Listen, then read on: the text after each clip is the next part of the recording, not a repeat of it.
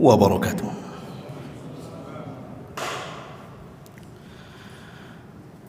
Alhamdulillah wassalatu wassalamu ala Rasulillah wa ala alihi wa sahbihi wa mawalah wa la hawla wa la quwwata illa billahi wa ba'du. Alhamdulillah, segala puja dan puji hanya milik Allah subhanahu wa ta'ala. Salawat dan juga salam tahdiahkan kepada Rasul kita Nabi besar Muhammad sallallahu alaihi wa ala alihi wasallam. Kita lanjutkan kajian kita membahas qasasul anbiya, kisah-kisah para nabi. Dan kita sudah menjelaskan dengan panjang lebar kisah Nabi Allah Ibrahim alaihi salatu wassalam. Maka malam ini kita akan membahas kisah Nabi Allah Lut alaihi salatu wassalam. Menarik kisah Nabi Allah Lut ini, apalagi dihubungkan dengan satu gerakan orang-orang yang menyimpang dalam seksual mereka, atau dikenal dengan LGBT, lesbi, gay, biseksual dan transgender, yang subhanallah kita berlindung kepada Allah subhanahu wa ta'ala, yang dulu penyakit ini hanya ada di negeri Sodom saja, dan itu pun Allah hancurkan. Tapi akhir-akhir ini hampir di semua negara-negara barat mereka sudah mengesahkan pernikahan sesama jenis.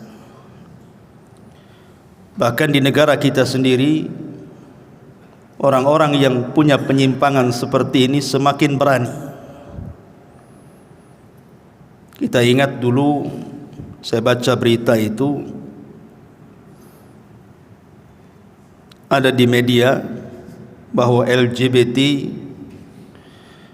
melawan seorang pemimpin daerah ketika berencana merazia mereka. Bahkan di tempat kita saja di Batam ini, subhanallah, banyak sekali kan tongkrongan-tongkrongan mereka, tempat mangkal mereka bahasanya, dan ini sangat meresahkan. Bahkan saya terbaca juga bahwa sampai PBB mengeluarkan dana yang cukup besar untuk menyebarkan penyimpangan ini hampir di semua negara, termasuk juga mungkin negara kita. Yang anehnya kemudian muncul pula isu-isu bahwa LGBT ini bukan sebuah penyimpangan, bahkan harus dirangkul, disayangi, diakui keberadaan mereka. Padahal bukan hanya Al-Quran dan Sunnah yang merupakan kitab suci kita umat Islam. Bahkan kalau kita mengacu kepada perjanjian lama atau dikenal dengan Taurat, maka perjanjian lama juga kalau kita baca itu sangat mengutuk perbuatan ini.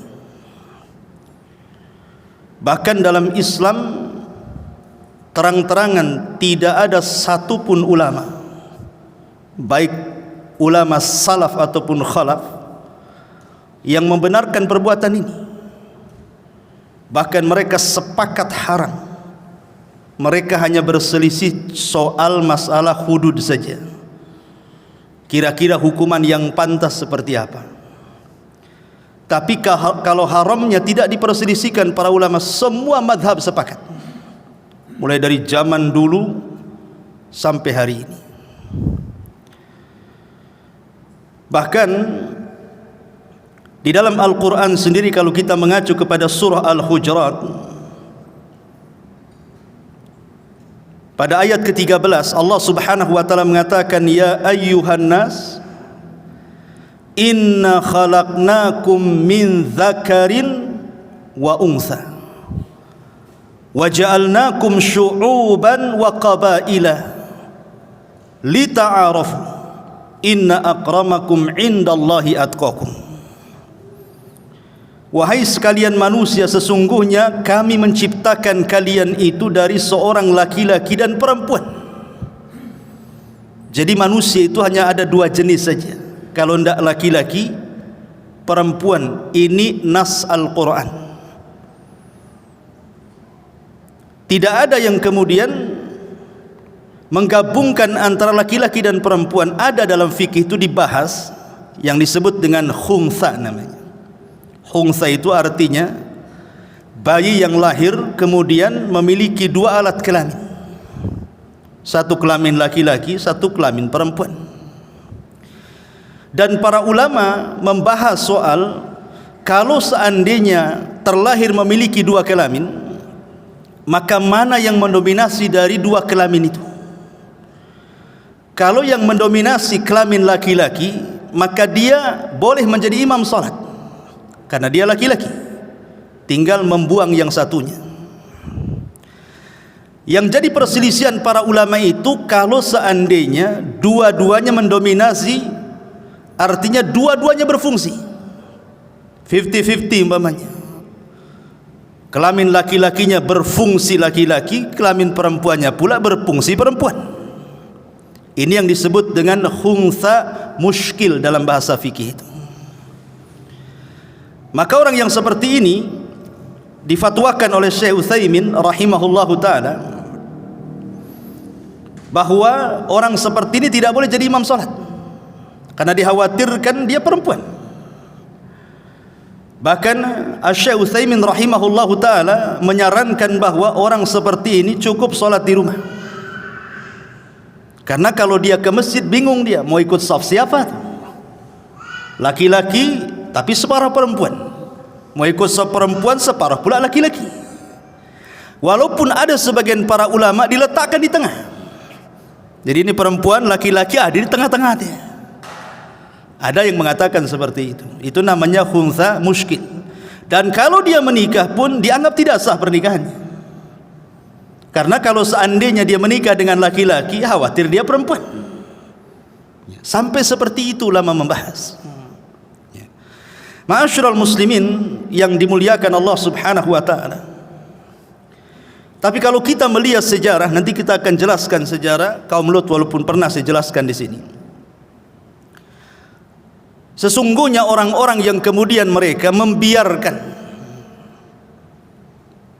membiarkan kaum yang menyeleweng dari segi seksual mereka, atau kita kenal dengan LGBT, hakikatnya mereka sebenarnya sedang mengundang azab Allah Subhanahu wa taala.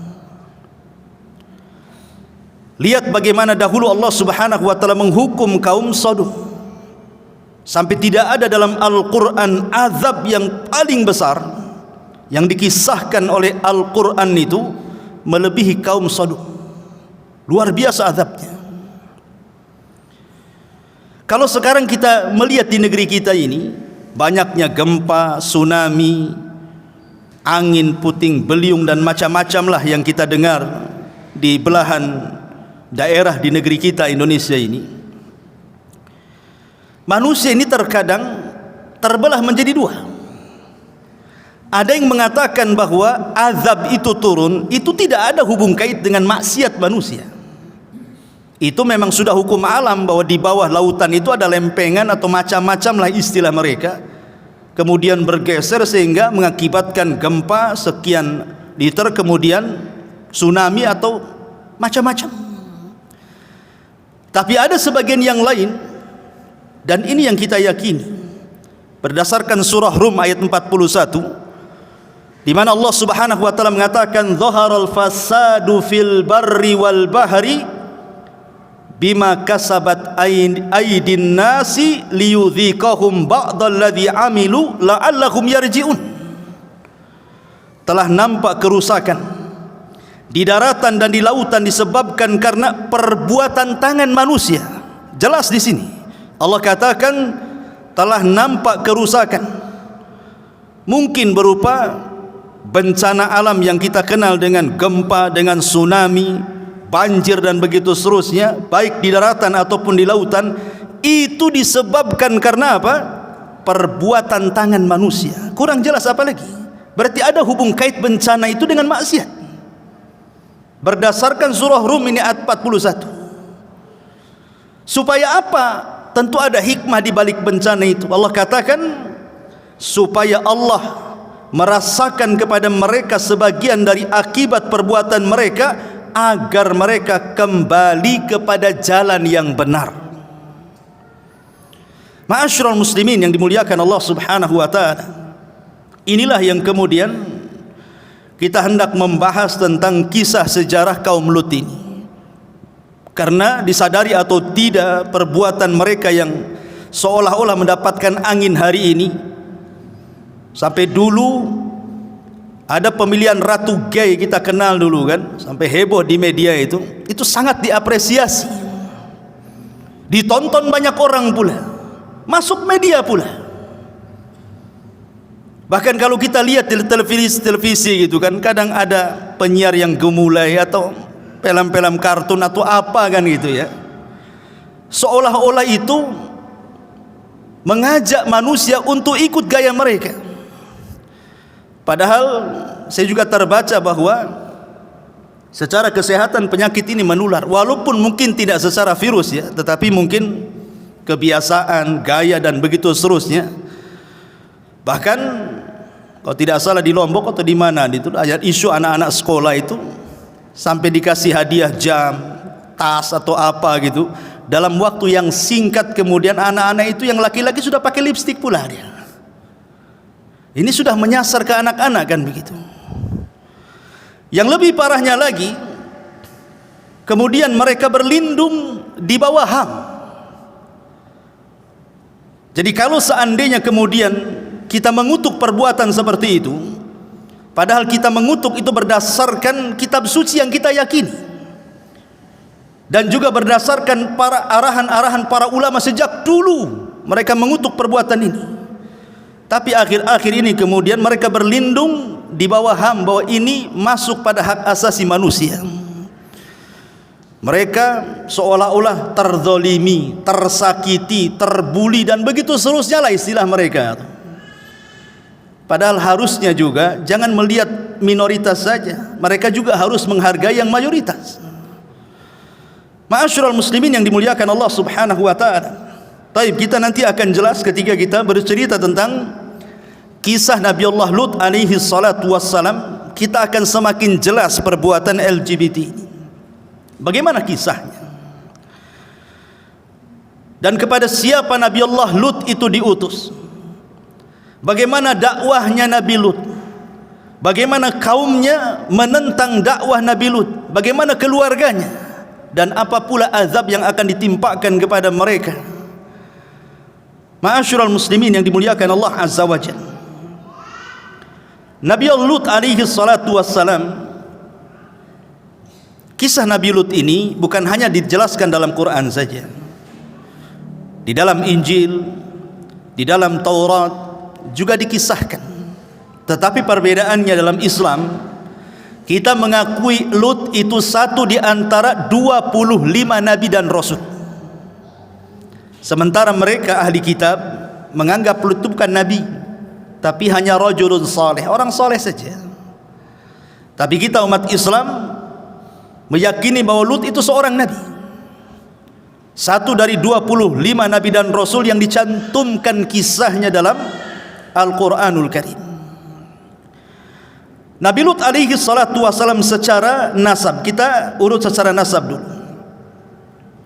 Ada yang mengatakan dia adalah Lut ibnu Harun ibni Tarikh, dan Tarikh itu artinya Azar, ayahanda Ibrahim. Dan dia adalah anak saudara Ibrahim alaihi salatu wassalam, berarti jatuhnya Nabi Lut itu keponakan dari Ibrahim alaihi salatu wassalam. atau secara lengkap Imam Ibnu Katsir rahimahullahu taala mengurut ni nasabnya sampai kepada Adam. Kata Imam Ibnu Katsir rahimahullahu taala, Lut ibnu Haran, Lut putra Haran, ibnu Tarikh putra Tarikh, ibnu Nahur, ibni Sarikh, ibni Ra'u, ibni Falak, ibni Abir, dan Abir itu Nabi Hud, ibni Salih, ibni Arfakhshad, ibni Syam, ibni Nuh, ibni Lamik, ibni Mutasakhli, ibni Khanuh, ibni Idris, ibni Yarid, ibni Mahyalil, ibni Qinan, ibni Anush, ibni Shis, ibni Adam alaihi salatu wassalam. Itu nasab dari Lut sampai kepada Adam alaihi salatu wassalam. Lalu kenapa Nabi Lut disebut Lut? Lut ini dalam bahasa kita artinya kecintaan yang bersangatan. Itu disebut Lut dalam bahasa kitanya. Jadi kenapa kemudian Lut disebut Lut? Karena dia sangat mencintai Nabi Ibrahim. Jadi dia sangat cinta dengan pamannya. Ibrahim itu kan pamannya. Karena sangat cintanya orang ini kepada Ibrahim, maka dia diberi nama Lut. Ini satu pendapat. Pendapat yang kedua, Lut itu artinya nama asing, bukan bahasa Arab. Ya, nama bagi seorang yang diberi nama, dan dialah Nabi Allah Lut alaihi salatu wassalam. Artinya walaupun secara bahasa Arab dia adalah nama yang baik, karena Lut itu diambil dari kecintaan yang bersangatan, karena mencintai Nabi Ibrahim alaihi salatu wassalam. Dan memang ketika Ibrahim alaihi salatu wassalam berdakwah di negeri Kan'an, negerinya Namrud, negeri Babylon, tempatnya Namrud berkuasa. Dan Babil itu disebut, Bab itu maksudnya pintu, Il itu Allah, pintu Tuhan, disebut Babil namanya. Lah saat itu Ibrahim berdakwah kepada negeri Babil, tapi tidak ada yang beriman kecuali keponakannya ini, Nabi Lut alaihi salatu wassalam. Makanya sejak itu Lut tidak pernah berpisah dengan Ibrahim. Ketika hijrah dari Irak ke Palestina dia ikut, ketika hijrah ke Mesir dia ikut, ketika balik lagi dari Mesir ke Palestina dia ikut, sampai akhirnya dia banyak mendapatkan pelajaran dari Ibrahim alaihi salatu wassalam, dan akhirnya Allah angkat dia menjadi Nabi dan Rasul. Lah ketika diangkat menjadi Nabi dan Rasul itulah dia diutus oleh Allah subhanahu wa ta'ala untuk berangkat dan berdakwah di negeri Sodom. Dan ada yang mengatakan bahwa Sodom itu terletak di sebuah daerah, nama daerahnya disebut Mu'tafikah namanya. Quran sering menyebut kalimat Mu'tafikah. Di daerah Mu'tafikah ini ada satu negeri namanya Sodom. Dan Sodom ini terdiri daripada 10 daerah.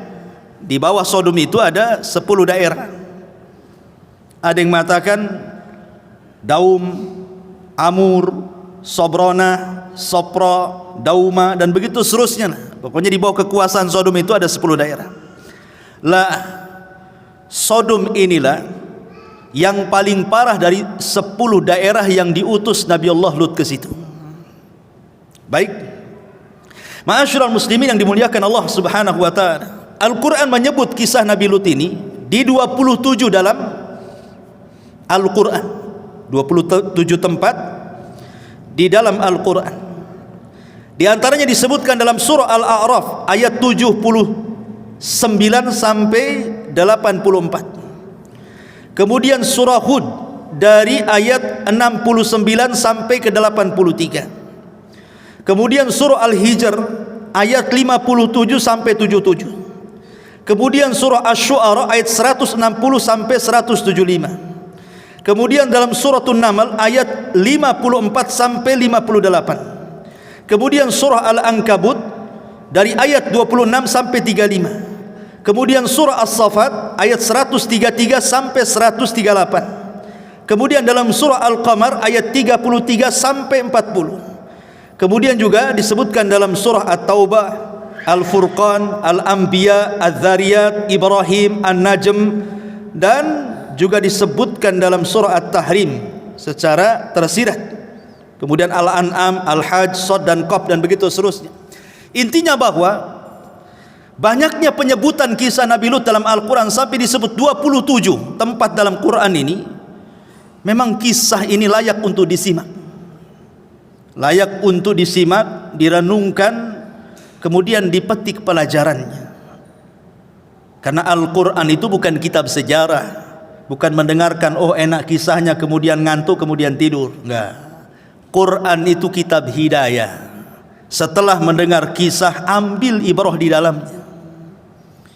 Karena kebanyakan orang itu kalau mendengar qasasul anbiya, kisah-kisah para nabi itu ya hanya dijadikan dongeng saja. Saya suka mendengarkan kisah para nabi katanya untuk dongeng tidur. Habis dengerin belum selesai kisahnya dah ngorok dia. Awalnya dia yang mendengarkan YouTube, terakhir YouTube pula dengar dia. Bukan begitu. Quran itu kitab hidayah. Ya, dengarkan kisahnya, ambil petikan-petikan ibrahnya, amalkan. Ya.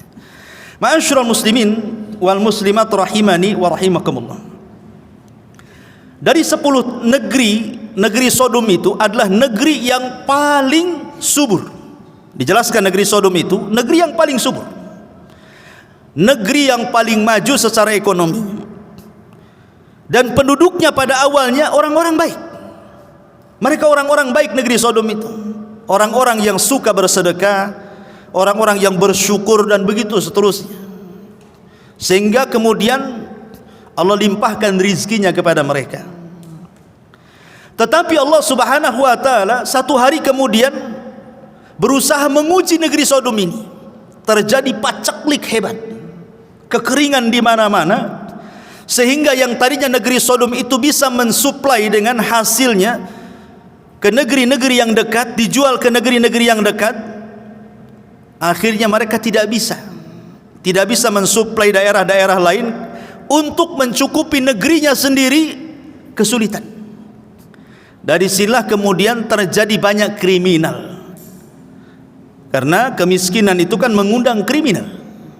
Mulailah kemudian banyak dari negeri-negeri luar itu datang ke Sodom mencuri buah-buahan, ya, mencuri biji-bijian untuk mereka makan.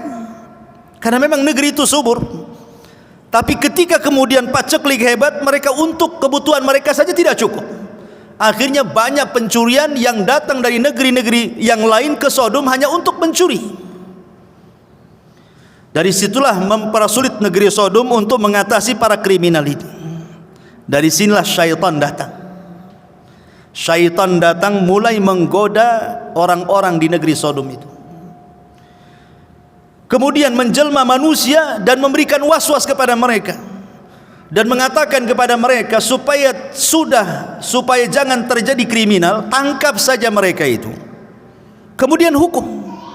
Supaya mendapatkan efek jera katanya, tangkap, kemudian kamu ancam supaya mereka akan engkau sodomi dan suruh membayar denda 4 dirham. Ya. Akhirnya kemudian dengan aturan seperti itu, mulailah kemudian ketakutan orang-orang yang datang ke negeri Sodom untuk melakukan pencurian itu. Rupanya syaitan sudah merencanakan itu.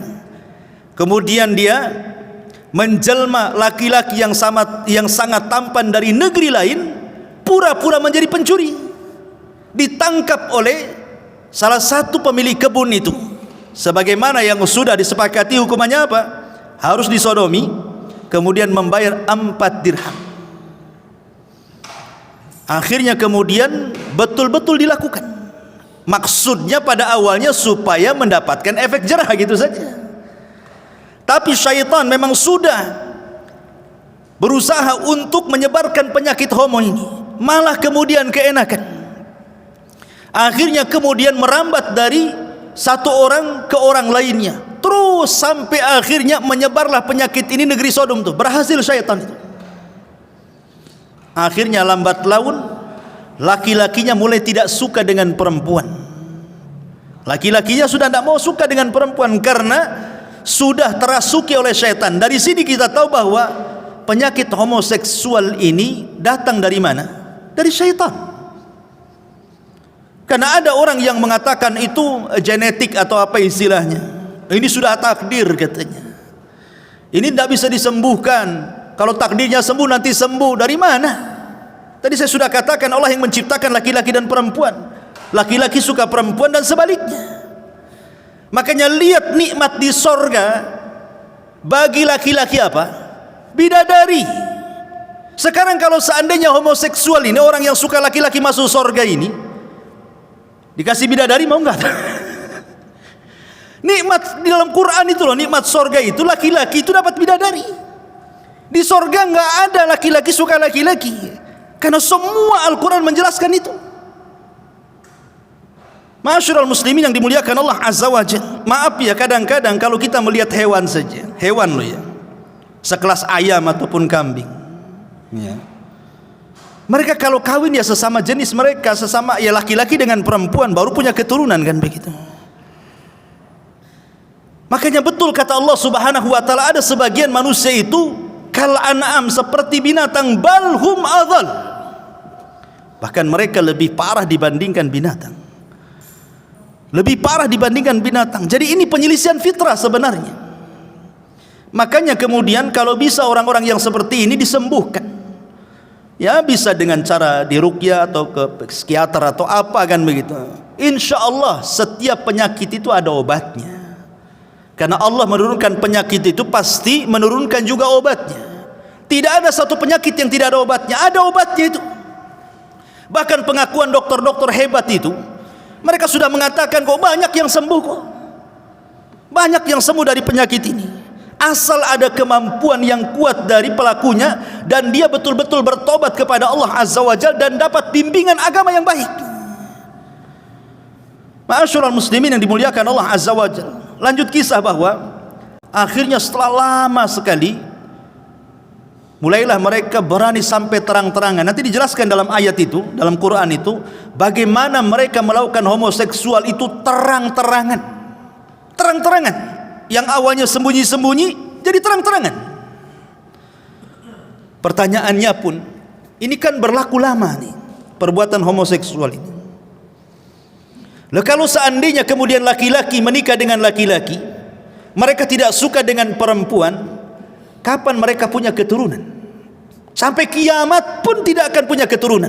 Coba saja, laki-laki berhubungan dengan laki-laki, mau dia masih muda atau sudah tua, nggak akan punya kehamilan. Dari situ habislah manusia kan begitu. Tetapi Al-Quran tidak menjelaskan bagaimana nasib perempuan negeri Sodom itu. Walaupun ada sebagian asar yang menjelaskan, jadi ketika laki-laki ini sudah suka laki-laki ini, setan akhirnya menjelma perempuan yang sangat cantik, kemudian menggoda perempuan-perempuan Sodom dan mengatakan, lihat, suami-suami kita sudah tidak suka kita lagi katanya. Kalau mereka bisa melakukan sesama mereka, kenapa kita tidak bisa melakukan sesama kita? Akhirnya terjadilah lesbi tadi. Jadi sejarah homoseksual dengan lesbi itu dua-duanya adalah terjadi sejak zaman purbakala, zaman negeri Sodom. Di zaman Nabi Ibrahim alaihi salatu wassalam, ketika Nabi Allah Lut diutus ke negeri itu. Jadi ini bukan perkara baru. Ini sudah lama. Dan ini sangat dikutuk dalam Al-Quranul Karim. Bahkan dalam kitab-kitab sebelum Al-Quran, seperti saya katakan tadi, perjanjian lama Taurat juga mengutuk. Ma'asyiral muslimin yang dimuliakan Allah Subhanahu wa taala, lah ketika kemudian yang laki-lakinya suka dengan laki-laki, perempuannya suka dengan perempuan, lebih daripada itu, mulailah kemudian mereka melakukan kriminal dengan cara menjadi perompak. Mereka menjadi perompak jadinya.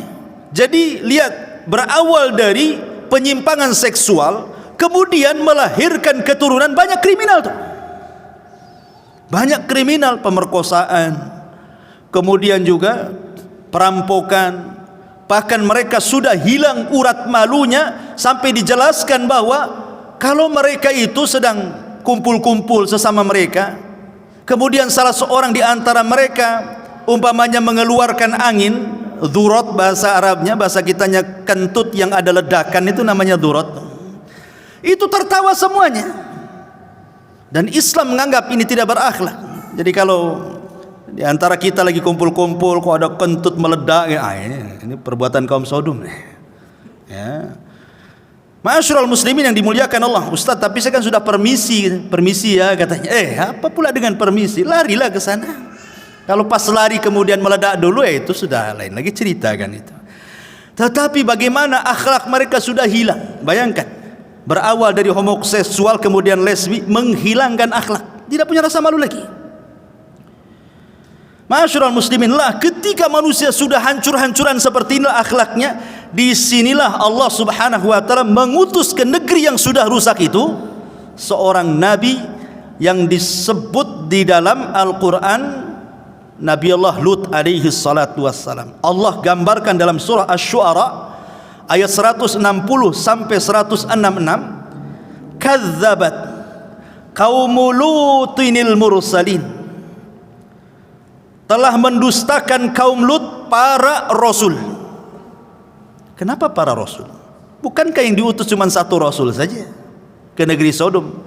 Kenapa Al-Quran menyebut para rasul? Kan cuma satu yang diutus ke negeri rasul itu. Harusnya apa?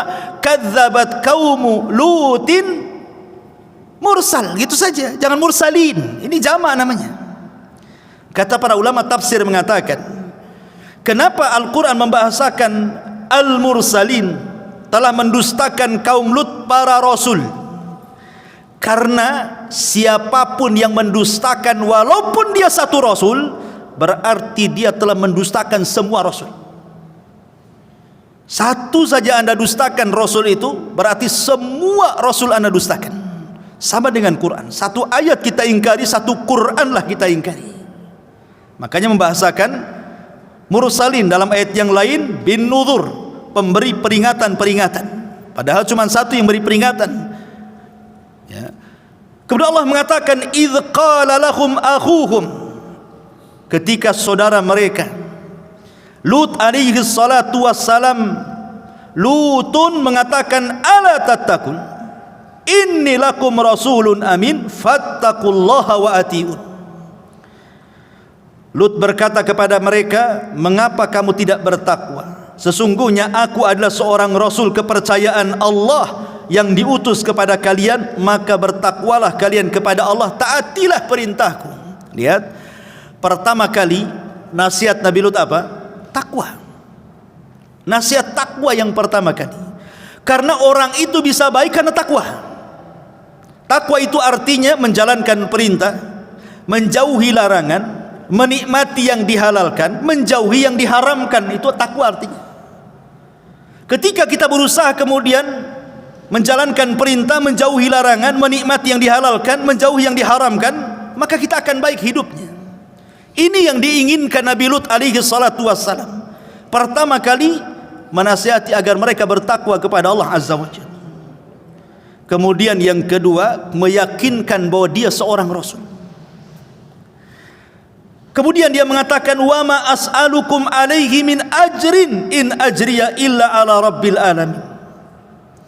Aku menasihati kalian, mengajak kalian kepada kebaikan itu bukan karena aku meminta upah kepada kalian, tidak. Upahku hanya Allah subhanahu wa ta'ala yang kelak akan memberikannya.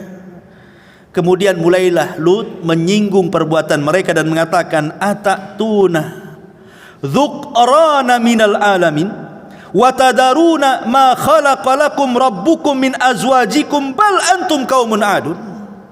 Kata Nabi Lut alaihi salam, mengapa kalian mendatangi jenis laki-laki di antara kalian dan kalian tinggalkan istri-istri yang dijadikan oleh Tuhanmu untuk kalian, bahkan kalian orang-orang yang sangat melampaui batas. Jadi Nabi Lut alaihi salatu wassalam mengingatkan kepada mereka, kenapa kalian suka sesama jenis? Ini menyalahi fitrah, ini penyimpangan seksual. Kalian tinggalkan pula istri-istri kalian yang sudah jelas-jelas Allah ciptakan untuk kalian. Lihat Nabi Adam, ketika dia bersendirian, walaupun sorga itulah senikmat apapun yang tidak pernah dilihat mata, didengar telinga, terlintas pun tidak bisa. Adam ketakutan karena hidup sendiri. Tiba-tiba kemudian Allah subhanahu wa ta'ala tahu bahwa Adam itu ketakutan. Saat Adam tidur, diambillah tulang rusuk yang paling atas, yang dekat dengan jantung, paling bengkok. Disitulah Allah ciptakan Hawa. Dan Hawa itu jenis perempuan, bukan laki-laki. Bukan kemudian setelah Adam kemudian terbangun ada kawannya pula laki-laki. Tidak, dia ciptakan Hawa. Kenapa? Karena tujuan Allah Subhanahu wa taala ingin mengembangbiakkan manusia. Karena Allah katakan di hadapan para malaikat, inni ja'ilun fil ardi khalifah. Aku jadikan di permukaan bumi seorang khalifah. Apa makna khalifah itu? Yakhlufu ba'duhu ba'dah. Makhluk yang bergenerasi itu disebut khalifah. Makhluk yang berketurunan itu disebut khalifah. Jadi Allah menghendaki manusia itu berketurunan, bergenerasi. Nah sekarang kalau laki-laki dengan laki-laki, macam mana akan bergenerasi? Bahkan saya mendengar satu YouTube itu, ada seorang pendeta, Masya Allah, dia sampai mengatakan, bersyukur Indonesia ini mayoritas Islam katanya. Coba kalau kayak Amerika katanya, yang mayoritas Nasrani, dia bilang begitu. Saya ngutip perkataan dia saja ya. Tentu Indonesia ini sudah jadi LGBT semua. Karena salah satu yang melegalkan LGBT secara nasional itu salah satunya negeri Amerika sana. Itu secara nasional. Ada 4 negara yang memang betul-betul dilegalkan secara nasional, sah secara hukum menurut negara mereka, dan sebagian negara yang lain mungkin putusan pengadilan. Tapi pendeta ini mengatakan, kalau seandainya katanya Indonesia ini bukan mayoritas Islam, oh sudah habis seperti negeri barat mungkin. Tidak ada, orang pasti akan tersebar penyakit ini katanya.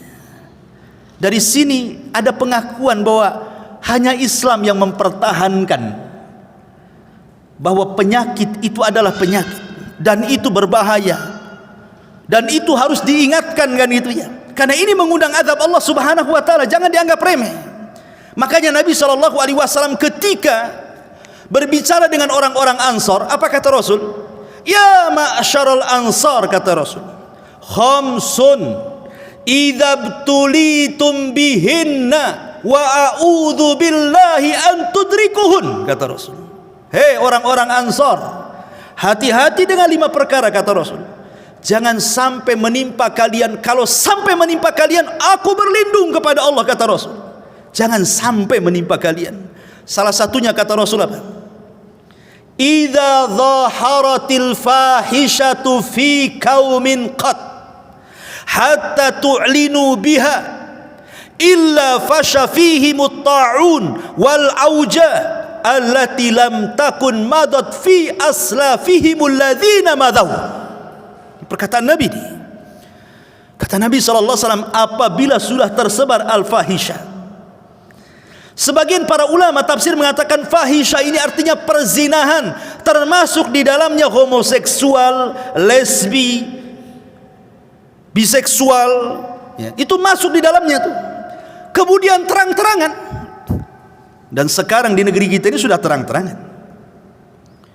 Bahkan ada tempat mangkalnya. Antum mau cari apa? Banci kaleng atau apa tuh? Waria gitu. Itu ada tempatnya. Sekarang baik offline atau online malah sekarangnya.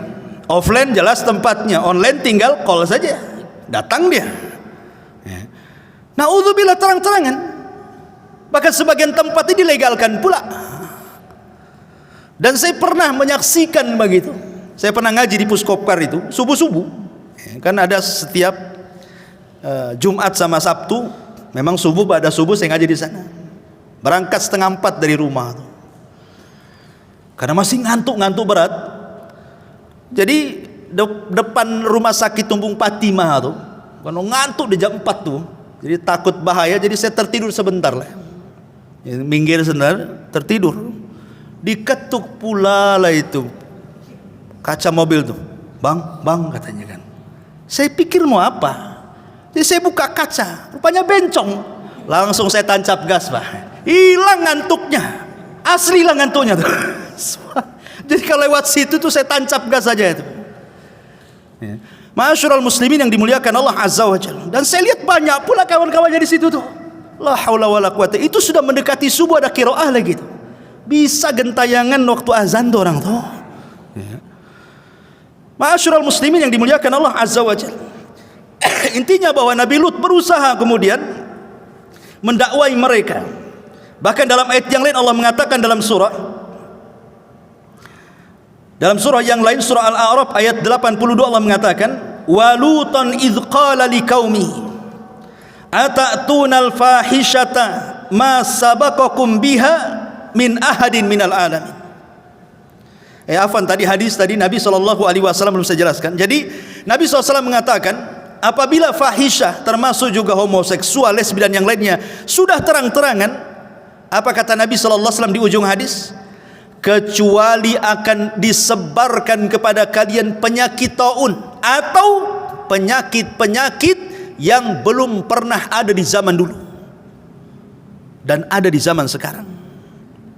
Bahkan ada penelitian timbulnya HIV AIDS itu sebagian besar dari perbuatan penyimpangan seksual ini. Salah satunya homoseksual. Itu paling besar penyebaran penyakit ini. Dan tidak bisa diingkari. Dan sampai hari ini belum ada obatnya. Makanya sering saya istilahkan, sampai-sampai para profesor, orang-orang cerdas, cendekiawan, cerdik pandai, mereka sampai berkumpul untuk mencari obat penyakit AIDS ini. Sampai hari ini konon katanya belum ditemukan obatnya. Dan saya katakan, buat apa juga mereka melakukan perkumpulan seperti itu untuk mencari obatnya? Karena solusinya bukan mencari obat. Solusinya hentikan perbuatan itu. Sadar, bertobat, nanti hilang tuh penyakit itu. Tapi kalau seandainya penyakit itu semakin marak di mana-mana, walaupun seandainya ditemukan obatnya, pasti Allah akan kirim lagi tentaranya yang mungkin lebih parah dibandingkan penyakit AIDS. Karena yang dilawan itu bukan penyakit, yang dilawan itu Allah Subhanahu wa ta'ala. Siapa yang bisa menang melawan Allah Azza wa Jalla? Ya. Allah itu sudah buat aturan, di mana aturan itu sudah jelas dalam Al-Quranul Karim tentang laki-laki dan perempuan saja ada aturan, tidak bisa berzina begitu saja, harus ada pernikahan. Apalagi ini yang homoseksual, lesbi ini akan, Masya Allah.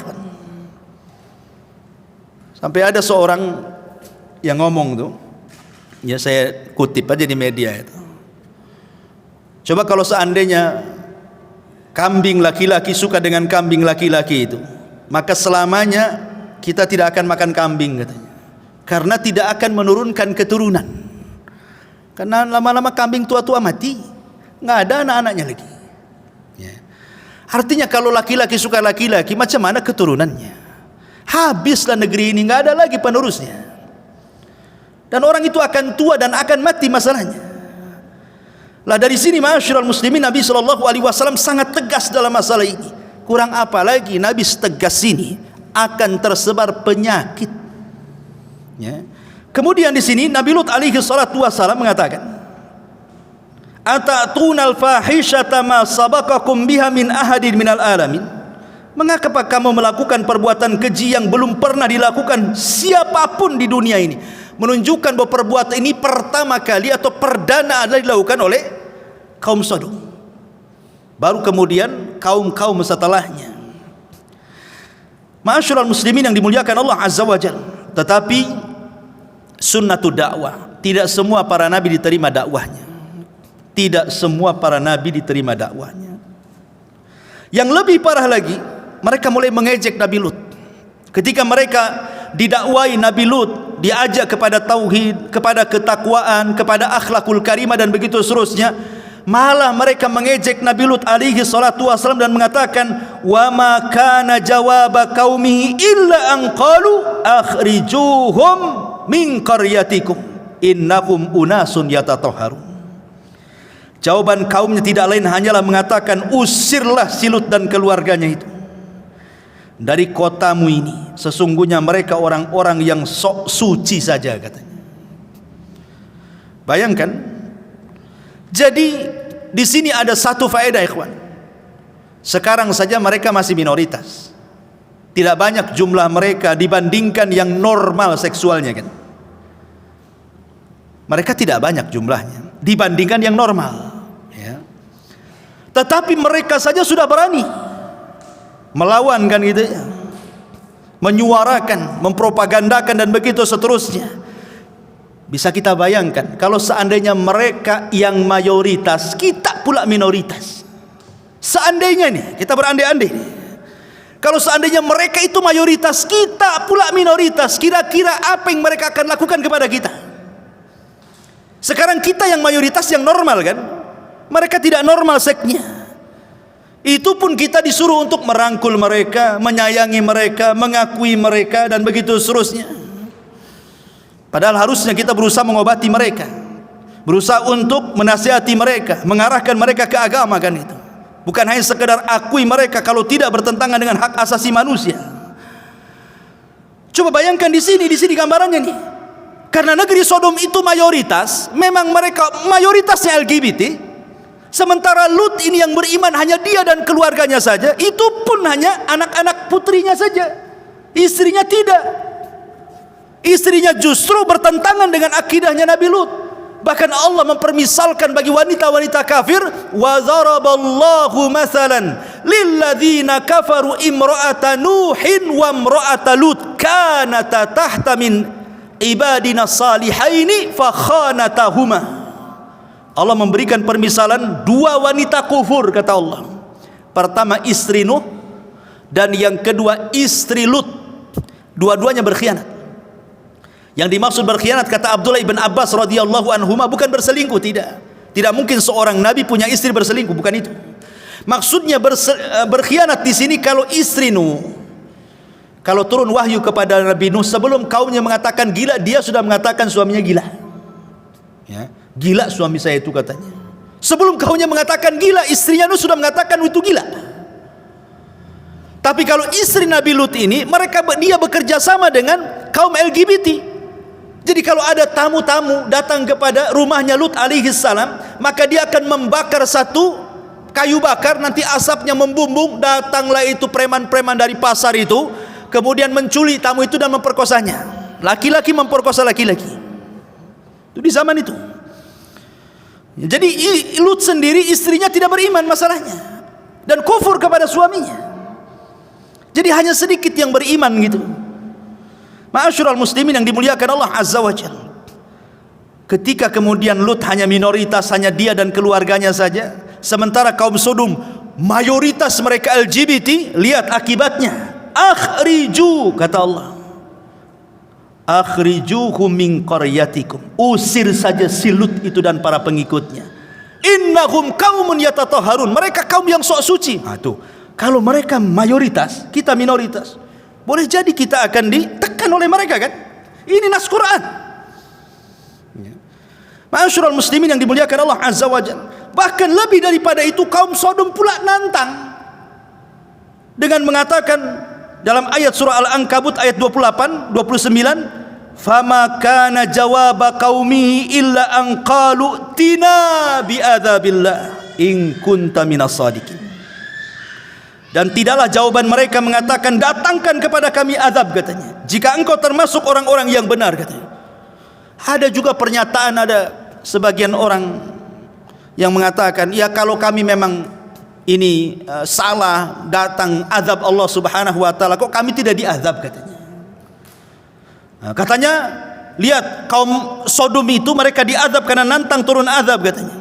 Karena perbuatan kami mereka diazab. Kami ya alhamdulillah sehat, katanya. Kerja, umur saya panjang, begitu seterusnya. Tak ada pula azab kepada kami. Ingat, salah satu rahmat diutusnya Nabi SAW apa? Kepada orang-orang mujrim, bahkan kepada orang-orang kafir sekalipun, bahwa diutusnya Nabi SAW membawa rahmat bagi mereka. Salah satu rahmatnya adalah Allah tidak mengazab umat Islam seperti mengadab umat sebelumnya. Kalau umat sebelumnya menentang para nabi, habis. Lihat kaum Samud habis, kaum Ad habis, kaum Nuh habis, kaum Sodom habis. Tapi dengan diutusnya Nabi SAW, hatta orang kafir sekalipun tidak diadab seperti adab umat-umat terdahulu. Karena wa ma arsalnaka illa rahmatan lil alamin. Itu karena bentuk rahmatnya Allah kepada mereka, karena diutusnya Nabi SAW. Tapi bukan berarti ketika tidak datang azab kepada mereka kemudian dibenarkan perbuatan itu. Boleh saja Allah itu sedang mempersiapkan sebuah azab. Karena Allah yang mengatakan falamma nasu ma dzukkiru bih fatahna alaihim abwaba kulli syai'in hatta idza farihu bima utu akhadnahum baghtah fa idza hum mublisun. Ini Allah yang mengatakan, ketika mereka lupa dengan apa yang Allah anugerahkan kepada mereka, tatkala mereka sedang bahagia-bahagianya dengan pemberian Allah, padahal itu istidraj bagi mereka, tiba-tiba datang azab kepada mereka. Tidak tahu penyakit ini salah satu azab juga. Bahkan saya itu ada murid saya cerita murid saya tidak sebutkan namanya, ya. Jadi dia punya kawan, masih awam, orang awam, punya kawan gitu ya. Jadi pekerjanya ya maaf ya macam ya pelacur lah kalau istilah perempuan gitu ya. Dia melacur juga ya. Ini lesbi ini, homo ini. Sudah jelas-jelas dia sudah berapa tahun itu akhirnya terkena penyakit kelamin. Bolak-balik dia datang ke dokter. Karena malu, dia rasa-rasain aja. Sudah sakit parah juga, akhirnya dia tetap mangkal.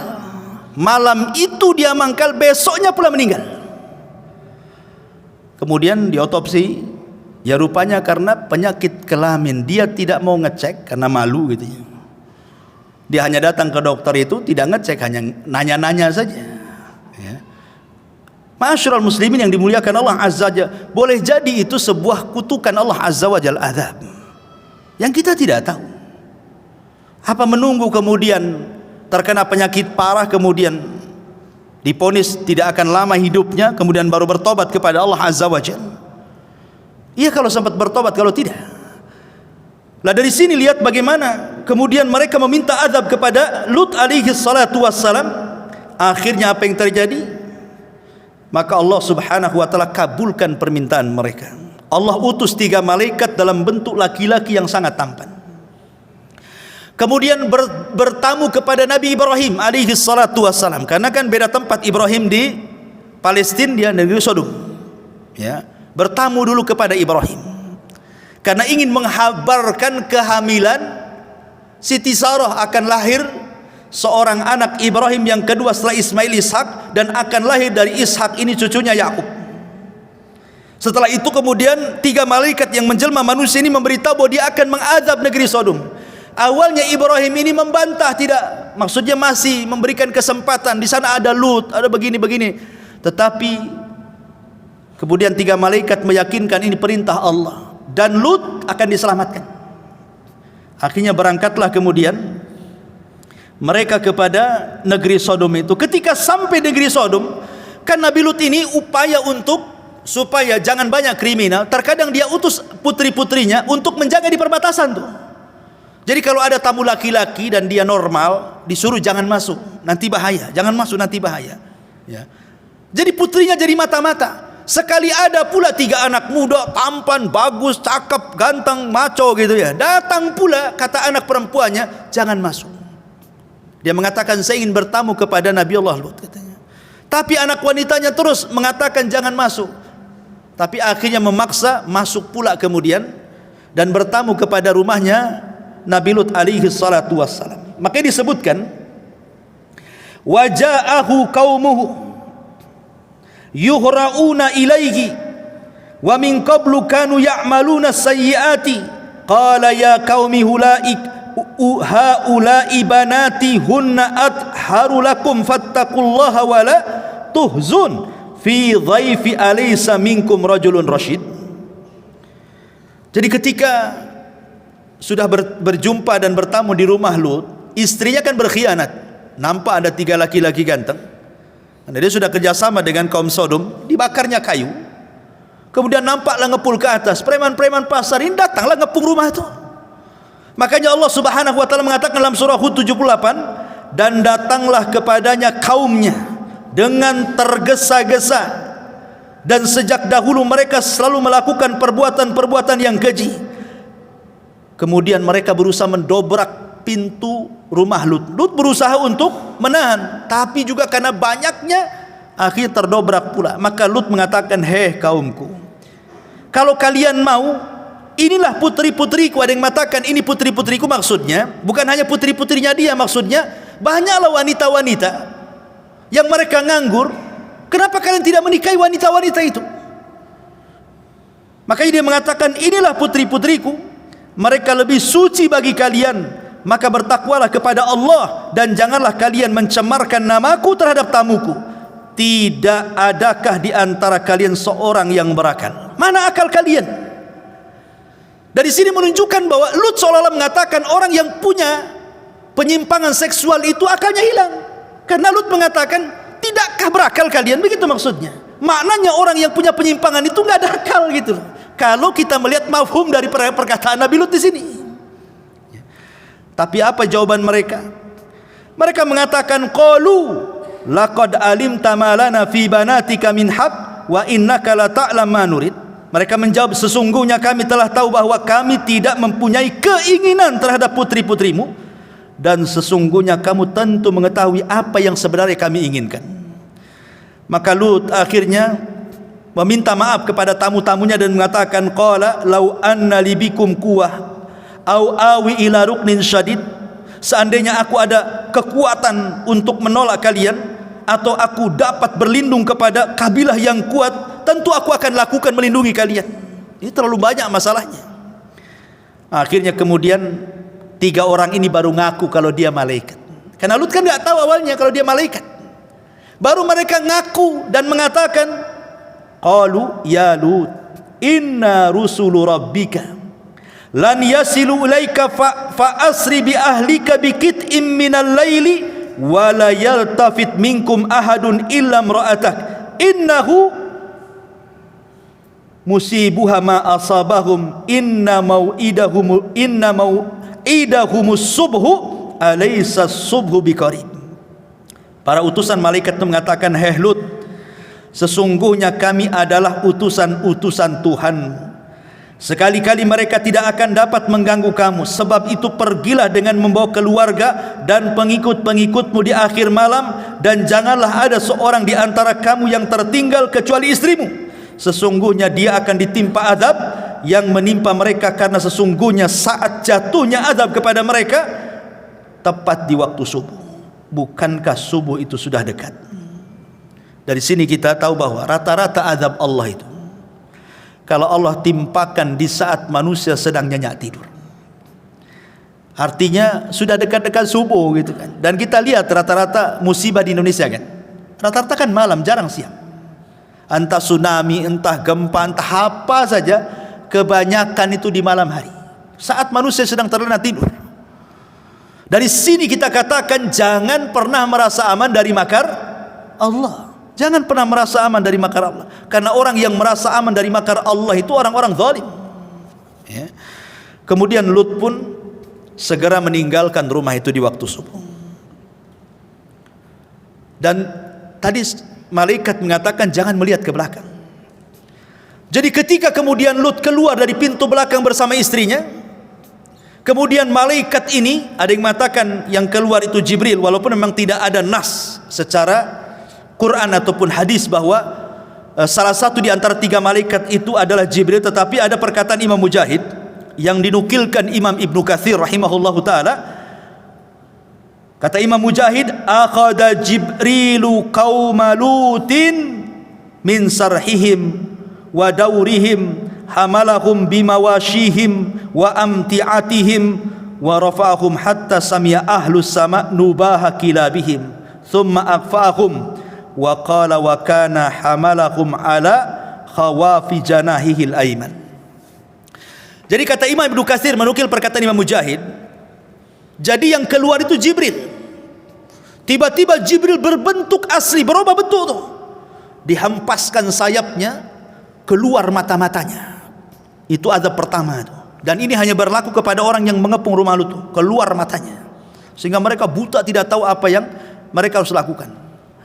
Setelah Lut jauh gitu dan istrinya dibiarkan, maka kata Imam Ibnu Katsir, perkataan Mujahid ini, maka dengan sayap satu sayap kanannya malaikat Jibril ini menembuskan ke langit, kemudian mengangkat negeri Sodom itu, semua terangkat, baik rumah-rumahnya, baik binatang-binatangnya, baik barang-barangnya, semua terangkat ke langit, sampai katanya Ibnu Katsir, hatta sami'a ahlus sama, sampai penduduk langit mendengar nubah kilabihim, teriakan anjing-anjing mereka.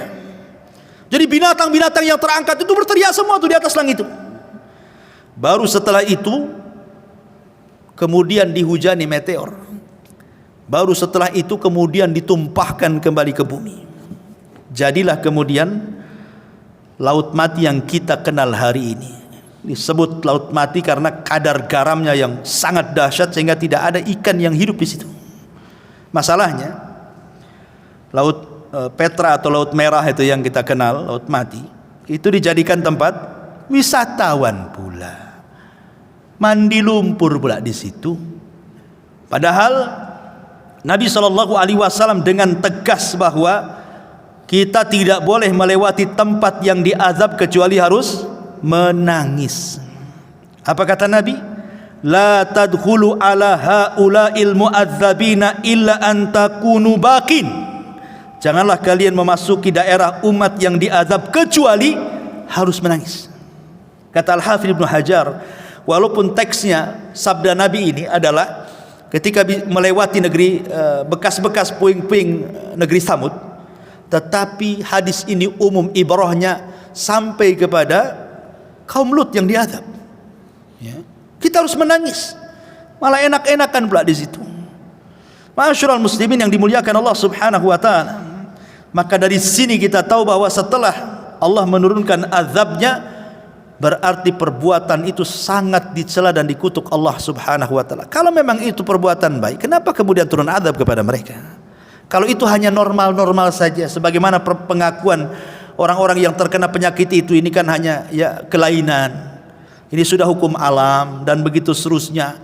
Ya, tidak, ini bukan hukum alam, ini menyalahi fitrah.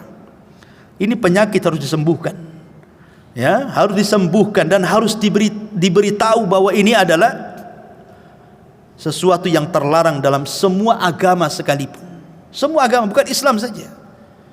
Ya, semua agama melarangnya, kecuali mungkin oknum lah kan gitu. Itu lain ceritanya. Mungkin kan ada kepentingan ya. Tapi yang jelas bahwa saking dahsyatnya bicara soal liwat ini, sampai-sampai kemudian para ulama itu mereka berselisih tentang macam mana cara hukuman secara hadnya, hududnya. Pendapat Imam Syafi'i rahimahullahu taala, pendapat Imam Qasim ibn Ibrahim dan juga yang lainnya mengatakan anna haddahu al-qatlu, bahwa hukumannya dibunuh, walau kana bikran, walaupun masih gadis, sawa'un kana fa'ilan aw maf'ulan bi, baik pelaku ataupun objek pelakunya, sampai disuruh dibunuh. Bahkan mengambil dalil dari firman Allah Azza wa sabda Nabi SAW, man wajadtumuhu ya'malu amala qaumi lutin faqtulu al-fa'ila wal maf'ula bi. Apabila kalian mendapati perbuatan kaum Lut, bunuhlah pelaku dan objek pelakunya. Bahkan sebagian ulama mengatakan hukumannya di bawah diangkat ke tempat yang tinggi sekali, kemudian dilempar di tempat tinggi itu. Berdasarkan nas Quran bahwa ketika Jibril mengangkat kaum Sodom kan di atas ke langit itu sayapnya. Dari sini para ulama beristimbat bawa orang ini ke atas, kemudian dihempaskan ke bawah. Sebagaimana Jibril membawa negeri Sodom kemudian dihempaskan. Nah, seperti itu. Bahkan sebagian para ulama bukan hanya sekedar dihempaskan, tapi dilempari batu lagi. Dan itu tidak berlaku seperti hukuman zina. Kalau hukuman zina dirajam itu bagi yang sudah menikah. Kalau belum menikah kan dicambuk saja. Tapi kalau liwat ini, maka baik dia sudah menikah ataupun belum menikah, semua sama hukumannya. Karena dahsyatnya perbuatan ini. Tapi tentu yang melakukan ini adalah pemerintah. Bukan main hakim sendiri, bukan main tangkap wari angkat ke mana Jabal Uhud. Bukan begitu. Ini pemerintah setelah lewat pengadilan tentunya kan. Ini masalah hudud ini adalah pemerintah yang menegakkan, bukan kita. Ini kan kita menceritakan hukum fikih. Bahkan yang lebih parah lagi adalah pendapat yang ketiga, pendapat dari kalangan sahabat seperti Abu Bakar Siddiq radhiyallahu anhu mengatakan bukan dilempar dari ketinggian, bukan pula dirajam, tetapi dibakar dengan api, ya. Jadi al-harqu binnar katanya. Sampai pendapat Abu Bakar mengatakan dibakar pula dengan api pula. Ya, tapi tentu pendapat ini banyak diingkari, ya. Karena waktu Abu Bakar membuat hukuman bakar kepada orang-orang yang tidak bayar zakat saja, salah satu yang tidak setuju adalah Abdullah bin Abbas dan mengatakan, kalau aku berkedudukan di tempatnya Abu Bakar, aku tidak akan membakar, tapi aku akan membunuh mereka. Tetapi karena itu kan kewenangan pemimpin, ya, khalifah gitu. Tapi Ibnu Abbas mengatakan karena tidak layak membunuh dengan api kecuali Rabb, pemilik api. Itu kata Abdullah bin Abbas radhiyallahu anhu. Tapi apapun hukuman yang disebutkan oleh para ulama, saya hanya menukil saja. Begitu beratnya para ulama memandang perbuatan ini, menunjukkan bahwa perbuatan ini adalah dosa besar. Dosa besar. Makanya Imam Zahabi menyebutkan dalam kitabnya Al-Kabair, dosa-dosa besar, salah satunya adalah al-liwat, perbuatan homoseksual. Ini dosa, dan setiap dosa itu pasti melahirkan madarat, ya. Sebagaimana setiap perintah itu pasti melahirkan kemaslahatan. Wallahu a'lam bishawab. Ya, sebenarnya masih banyak pembahasan tapi juga waktu. Insyaallah kita sambung lain kesempatan. Mudah-mudahan ada manfaatnya. Subhanakallahumma bihamdika asyhadu an la ilaha illa anta astaghfiruka wa atubu ilaik. Allahu ta'ala alam. Assalamualaikum warahmatullahi wabarakatuh.